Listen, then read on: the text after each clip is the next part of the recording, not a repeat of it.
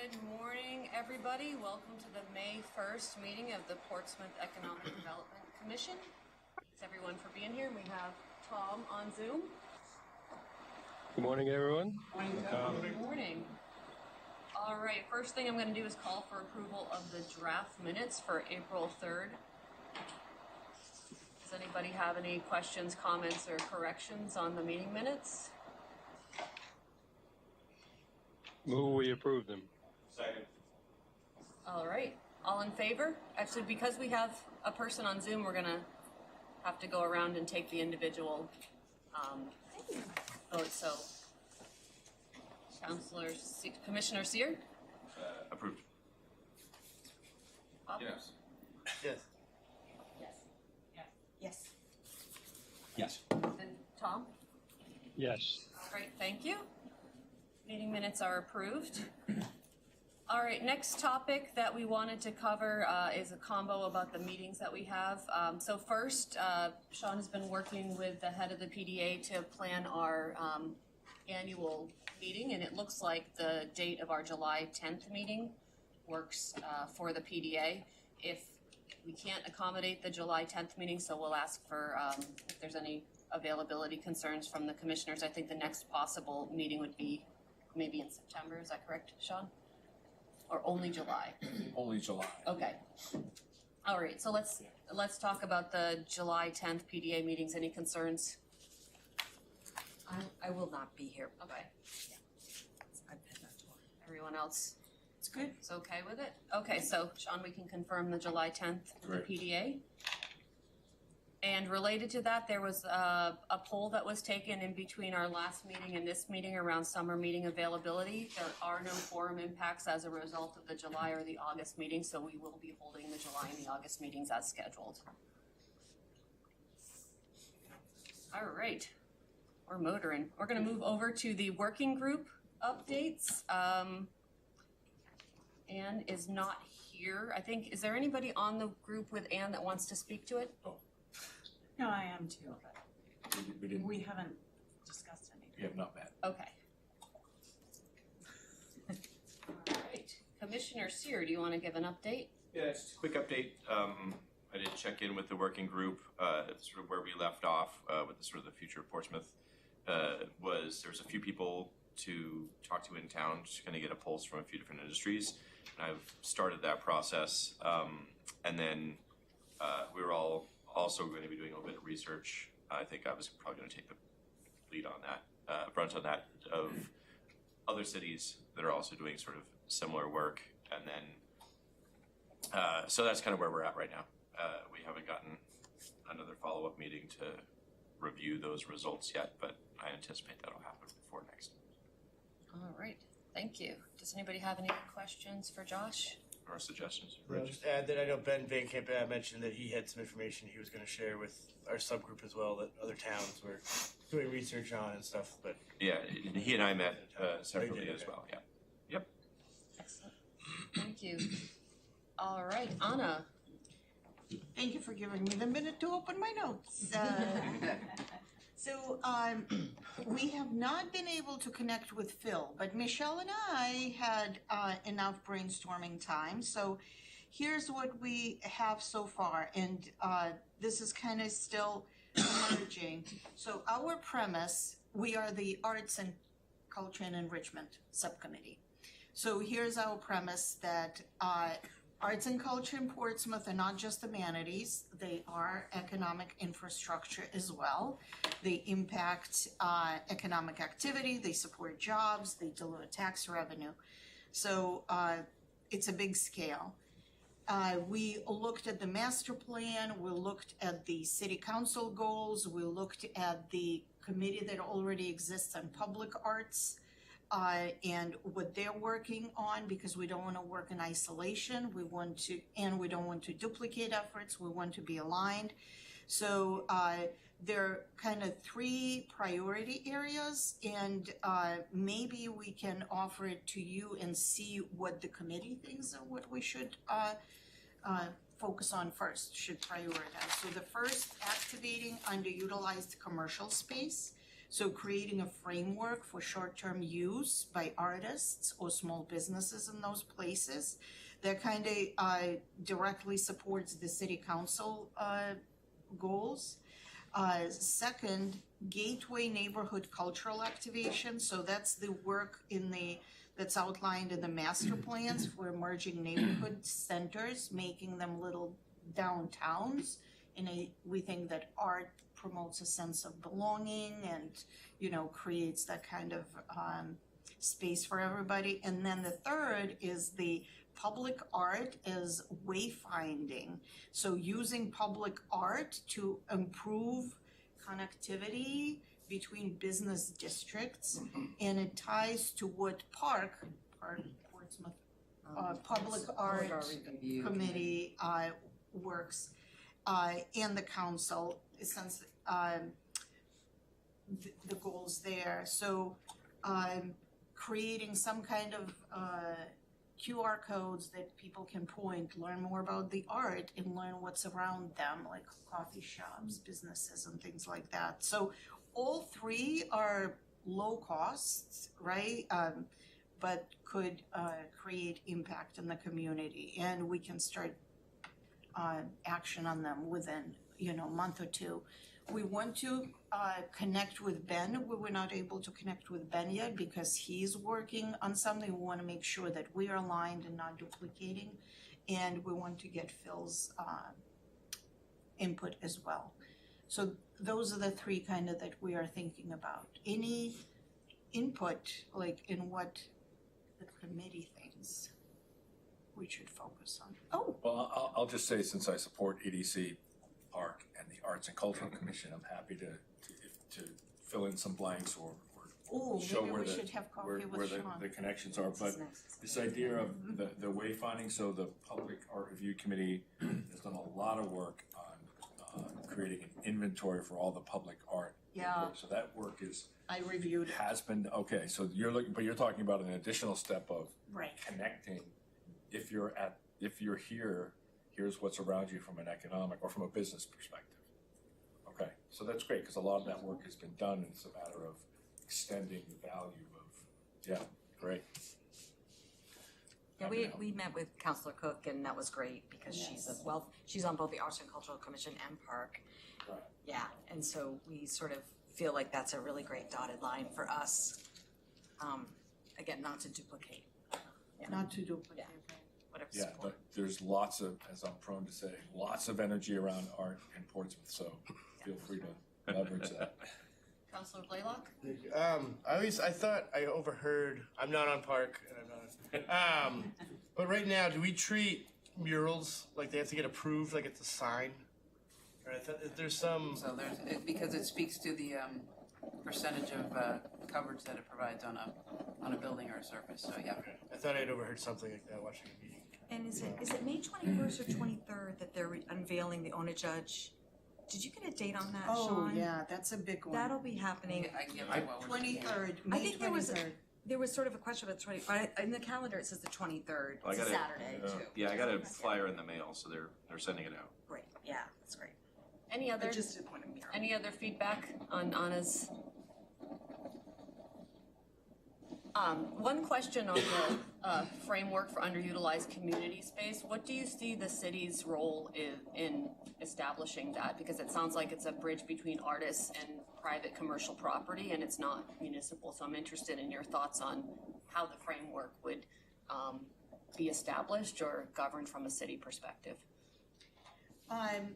We would have to look into that, like, we would do more research. Right now, it's just an idea, but what's involved in terms of permits, zoning, things like that, it's been done before during COVID, that's why I'm just thinking, maybe there is something to it. Remember, we had the little village in the parking lot where there were concerts and booths during COVID? What was the parking lot? That was Bridge Street. Bridge Street parking lot.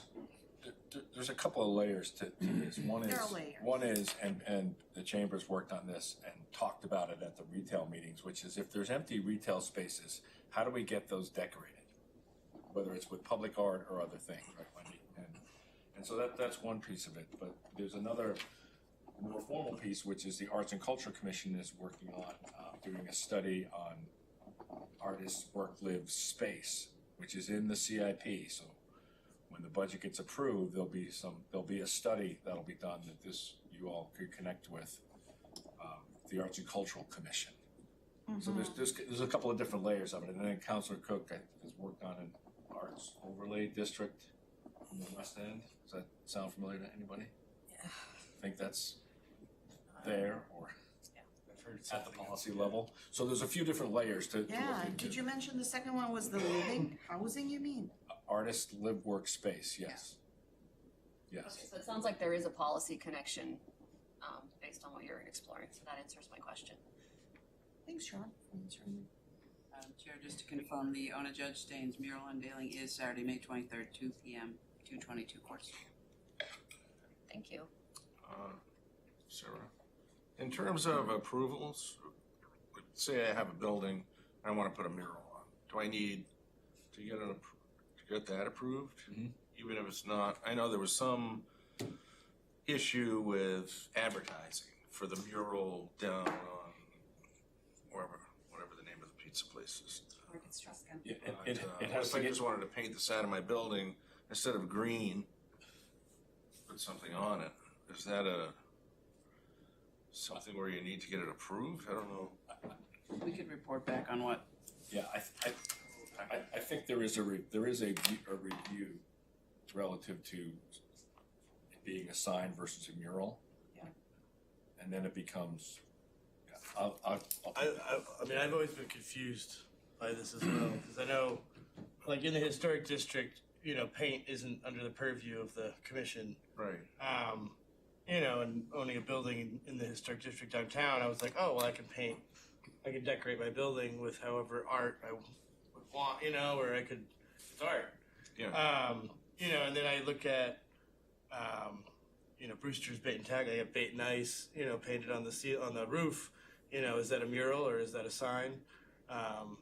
You know what I mean? I don't know if they get approval or because I know we've thought about, you know, painting messages on the roof of the ferry landing. But no, we've never known. Advertising, I think Yeah. it's So So is that something you would like us to find the information out and report back, or more? If it's necessary, I didn't know if someone just knew what the case was there. the planning and the inspection staff, they're the ones who know, so we can provide a report You back. want me to do it? I'll report back. Can you do it? To the Oh, EDC. you're right there. Yep. You knock on the wall and say, hey. I know the people. All right, and you know, maybe gathering any guidelines around public art as it relates to what you're asking for could also feed into what Anna's subcommittee is looking at, so thank you. Anything further on the working groups? All right, let's move on to the city council updates. Councilor Flynn or Councilor Blaylock? I'll start. Our last meeting mostly was about Prescott Park and the changes that have had to be made, and trying to accommodate for a stage. If it was there was private donations to fund that. Monday night we have a couple public hearings. We have the second public hearing on the sewer use charges. Current sewer use charges out of date, and we're looking to adopt fixed fees. And there's also a second hearing on the RAP, the Resident Access Parking Program. I know personally I've been getting a lot of feedback, just mostly from, worried about the Parrot Ave portion of it. Both from workers downtown, don't think that you know, just that little, the employee part of it on in the Resident Access Parking Program is sufficient, or is going to help them at all. And then also the Little League parents and grandparents and everything is. The concerns you're getting, are they concerned that there's not enough, or that it's too, like, scoped or dedicated to the purpose under the RAP? Like, what are the specific concerns from a They worker just- perspective? It is, both groups feel like they're being punished for no reason, you know, with no true benefit. So it's the cost as opposed to the location? Like, what specifically? Are they- Yeah, I mean, like, workers don't, you know what I mean? Workers are like, I'm just gonna ride my scooter downtown. I'm not gonna go do this program. So why don't you create some scooter parking? or try to, make it what we're actually gonna do. There's not much turnover in that area, you know what I mean? And like I said, we don't know how this is gonna actually play out. And I'm kind of front and center, the fact that I'm coaching Little League, so I'm just getting attacked, going from the dugout into the dugout. But yeah, they just, I don't know, they feel like we're, it's mostly non-residents, obviously are mad about it. But they just feel like we're trying to, I don't know, like it's a rebuttal for the Rye trying to charge for beach parking, or something. And yeah. I think we're trying to figure out the best way to allocate the resource and manage the behavior and manage the enterprise that is parking. And it's an inventory issue. There's more demand than spaces, and I think we're trying to prioritize the ability for downtown workers to park affordably over non-residents coming into town, if that's fair. And that may not be fair. And I know the mayor and other councilors at the last council meeting asked for consideration for community volunteers. And I think what we need to do is take some time within the pilot to get it up and running to see what kind of pressure that puts on the system, if that is in fact an issue. So we will find out if the confluence of people who work downtown are parking at the same time as the Little League people. Or similar. I mean, like Little League will be over, June, really. That's only like a couple months but they just feel like, oh, this is the street, that is on next to the Little League field. But I think, I don't know how much conflict there is there, because then downtown really isn't buzzing until after that.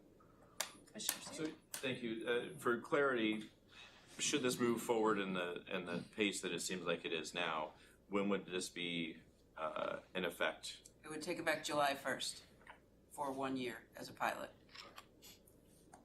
And I'm assuming the purpose of the pilot is to test and learn and make any adjustments before this would become formalized. So in addition to pestering Counselor Blaylock on his way to the dugout, I'm assuming there are feedback channels for people to be able to provide input as well.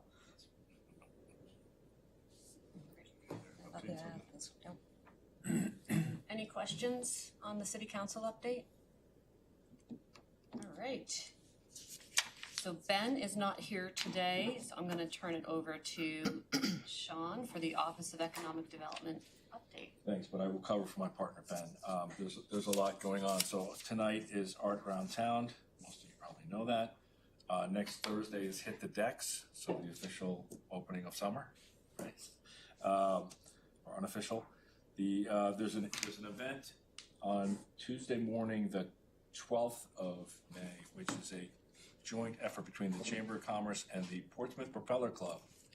Water propeller, not air propeller. They're doing a series of educational breakfasts at the Atlantic Grill to help their members understand the different aspects of Portsmouth. So one of them is what the maritime industry is up and down the river. I think they're going to do another one on the airport at some point, but that's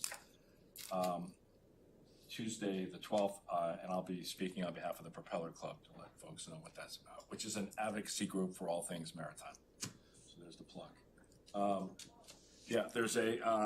Ben has put together and we put together a meeting with the master plan consultant and some invited hospitality folks to make sure that they understand how important that is and get a little more granular. They did some work on hospitality, but it's important that they hear from some of the major hoteliers.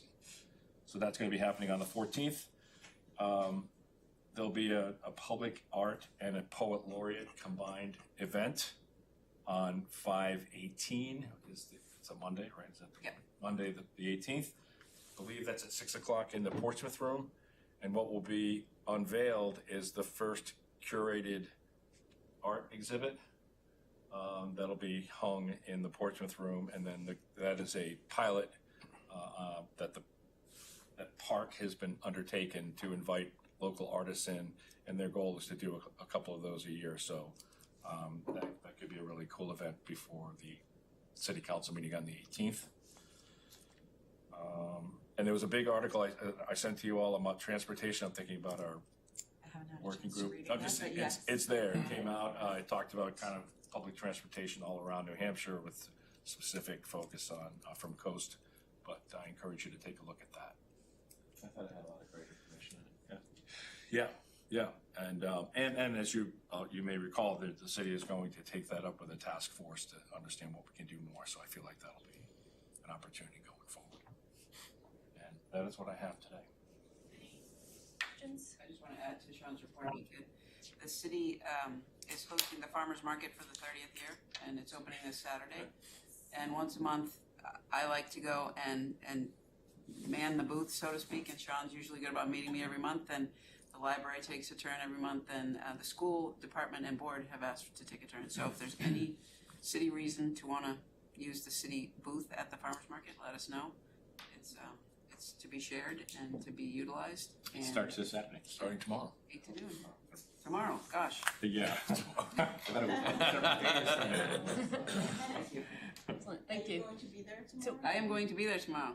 Sean's moving or doing something Helping glorious. somebody. I will be there. What time does it kick off? 8 to noon. 8 to noon. Great. So 2 questions for you, Sean. One, any update on, just general update on outdoor dining permitting? Are we seeing the same volumes as previous years?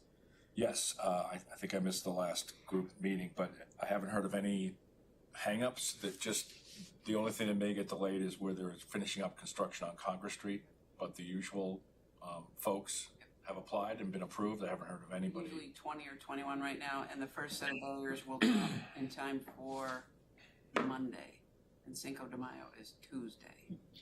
So I believe the Thirsty Moose barriers you will see. If you don't see them today, you'll see them by Monday. So related to that and the sort of the construction in the downtown scene, is that wrapping up relatively soon for Market Yeah, I Square can- Day or? I can speak to that a little bit. The goal is to be done by Market Square Day. They seem to be on schedule. They're in the stage of the project where they're turning on individual water connections, which is good. It's been super disruptive, but they're moving along at a really good pace, and they really want to get so much of this subsurface work done before people and weather come more downtown. So thank you all for bearing with it. We know it's been a struggle, but it will be good in time for that. All right, one, Oh, sorry, I'll just add that Vaughn Mall is not going to be redecorated this year, but it is back to normal. Benches are out, the stage is back, and there'll be music starting up there as people book that. So we've been keeping in touch, and I think Vaughn Mall is going to be in good shape for the summer, just in terms of Walkability. walkability. And DPW is working on some temporary signage to list the businesses down there. I'm working with them on that. In the summer of '27 will be the beautification project, the restoration, if you will. excellent. Second question, and I know Ann Weidman's not here, but the master plan community readout that occurred last week, any economic updates or feedback from that, or any significant changes from the community? Didn't hear any significant changes, had about 75 people who were neither consultant employees or staffers or board members. So we thought that was a pretty good turnout. The comment was that it was good to have held it at community campus. It might have brought out different folks than had we held it downtown. And the consultant was pleased with the variety of comments that they heard. That's what I heard. Excellent. Yeah, so there hasn't been an update from that. They're processing that I think information. the master plan advisory group meets next to figure out, I just don't know the date of that meeting. I just mentioned in the master plan, I thought of this last week when we were there, that most of what we're dealing with is how to develop or redevelop properties into something bigger and better, or to allow more housing and a business lot or something like that. But there's really no attention paid to some of the assets that we have that maybe we want to keep. For instance, some of the legacy housing in Portsmouth that's now become somewhat affordable because all the new stuff has been built. And just to make sure that that stuff doesn't get torn down and rebuilt into really expensive condos or something that doesn't look right. You know, sort of what's going on Hanover Street with the two or three 4-unit buildings that I know some people have sort of complained about plan to tear them down. Like, why do we need to tear them down? We already have, 12 units there that are functioning properly. And so there's other places in town where that exists. It might be 6 units, 4 units, 12 units. And I hate to see all those torn down. So I don't know if there's some way to incentivize landlords to keep what they have. The other would be like the mobile home parks, the one out in Railroad Gardens, there was an issue there because it's non-conforming. So, I don't know why it's non-conforming. There's another one over on Woodbury maybe. Yeah. That type of thing. So anyway, it's really and the other was industrial. The only discussions really have been about how do we maybe allow housing on some of these industrial lots, but I don't think we want to lose those. We already lost a bunch with Water Country years ago, and there's not much left. So, anyway, I don't know if the master plan really focuses on. I'll just say, Keeping our assets. the big part of the master plan has been about preservation and what we have, not from a building by building standpoint, but how we present, right? The mix or the historic, the look and feel, right? That attracts people. That's a big part of the master plan that they have heard from a lot of folks. Yeah, I just didn't. I think the focus has been on, here's an underutilized lot. Let's, make the zoning such that it can build 5-story building. I think I've heard this enough times that the master plan consultant is not telling us how to change our zoning. That's based on what the master plan says. That's an opportunity for policymakers to look and say, do we need to adjust zoning? And if so, what might it look like? I think it's an extension of this, the overlay districts and allowing housing where it wasn't previously allowed, because that is obviously the number one issue, and I've seen some of that. But the other piece, Bob, I'll just talk about, and that one group talked about, was the connectivity.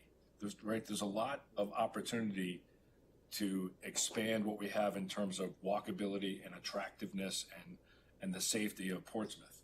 And if you can do that in other places as well as downtown, that creates more of what people are asking for, more of what residents are asking for. If I could just add one more thing, the master plan page on our website still has the survey, so it's not too late to either get those concerns in and or ask those questions. And just as a side note for sort of that concern, a lot of that is simply, relative to who the landlord is and what they're planning on doing over time. And you mentioned one of the mobile home parks that's over on Woodbury. I believe years ago that was facilitated as a purchase from the existing landlord by the current tenants there. And so it's owned by the people that live there now, so that kind of locks that in. I know that's been sort of a trend in a lot of parks. Conforming property? I don't know. Well, they've The other one made a isn't, number of changes so over there's an there. issue there. Yeah, so I don't know about conforming, but relatively speaking, that sort of locks that in, right? That's in response to making sure that doesn't change, and that ends up being something that, some people can rely on. Good to know. Great, thank you. Anything further on the master plan update? All right, I'll open it up for public comment. Come on. You good? Hi. Hi. Good morning. So, very pleased to see communications added to the master vision plan. So, yay. Interested in the EDC's view toward, the digital place going forward relative to economic development. So, would enjoy getting involved in any processes for that going forward to make that a reality. Excellent, thank you. All right, any new business? All right, I will, just a reminder, our next meeting is June 5th, and I will entertain a motion to adjourn. So moved. Second. All right, we're gonna have to do this again individually because of participation, so Yes. Aye. Yes. Yes. Yes. Yes. Yes. Commissioner Watson? Yes. Okay. Thank you, everybody. Thank you.